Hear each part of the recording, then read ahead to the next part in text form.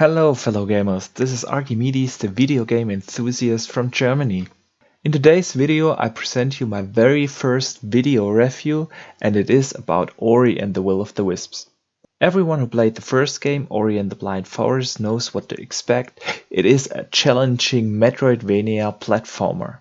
But for all who didn't play the first game, don't worry, you can absolutely play this game without knowing the story of the first one. Although I highly recommend it because the first one is also a fantastic game. Ori and the Will of the Wisps pulled me in from the very first second, and in the next minutes I'll explain to you why I haven't had that much fun with a video game in a while. Let's start with the gameplay.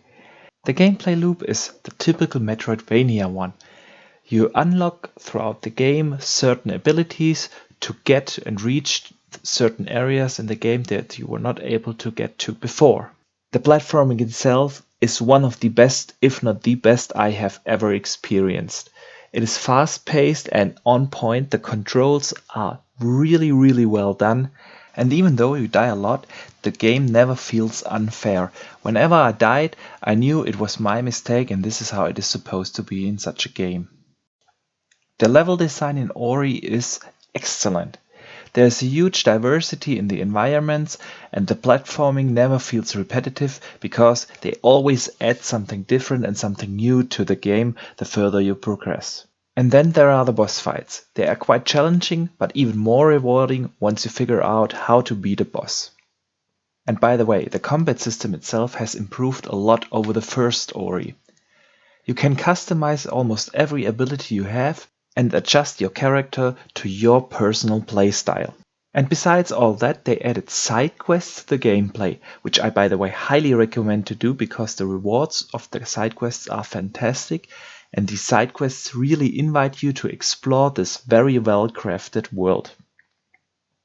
The technical presentation of Ori and the Will of the Wisps is fantastic. The game is drop dead gorgeous. It's a real showcase for HDR, the colors are popping, it runs smooth for the most part. I got the occasional frame rate dip. To be honest, it didn't bother me that much, but when I entered a new area in the game, I sometimes got some sort of loading freeze. To be honest, that annoyed me a little bit, but I don't want to emphasize it too much because it was nothing game breaking. The rest of the world was presented beautifully. Everything you touch in the environment reacts somewhat to your character, and the lighting is excellent. The light of Ori casts light onto basically every object, really giving you the feeling that everything is illuminated and somehow implemented as a physical character or physical object in the game. Graphics aside, the soundtrack and sound design of Ori is phenomenal. It's one of the games where I could stand around with my character basically doing nothing and just listening to the music all day. The variety in music is huge. Depending on the situation, it changes dynamically, and it's one of the best soundtracks I have ever heard in a video game. But what about the story? Usually platformers like these don't have a real deep storytelling. Ori and the Will of the Wisp is different. It pulls you in from the very beginning of the game. The intro is phenomenal.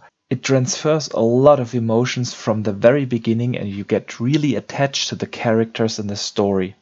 Throughout the game, the story really develops, and the ending, well, I won't spoil it here of course, but it is phenomenal. You would never expect such a deep and rich storytelling in such a platforming game. Usually other genres like third-person action games or RPGs are known for this kind of storytelling, and it really surprised me how good the story is throughout the game.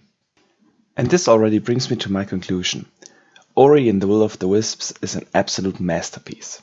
When I judge a game, of course, things like graphics, sound, the general technical presentation comes under consideration.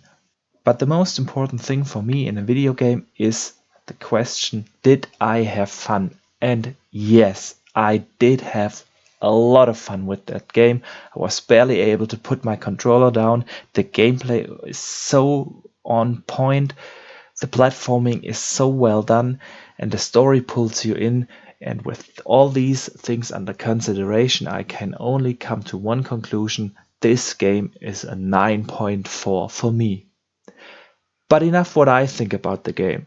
Did you play it? What did you think about the game? Let me know in the comments of this video below or hit me up on Twitter @Boxenberger. And please do me a favor, if you liked this video, hit that like and subscribe button. Help me grow my channel. I try to put out these kind of videos at least once a week, and share it with fellow gamers on social media. But for now, thank you very much for watching, and I see you the next time.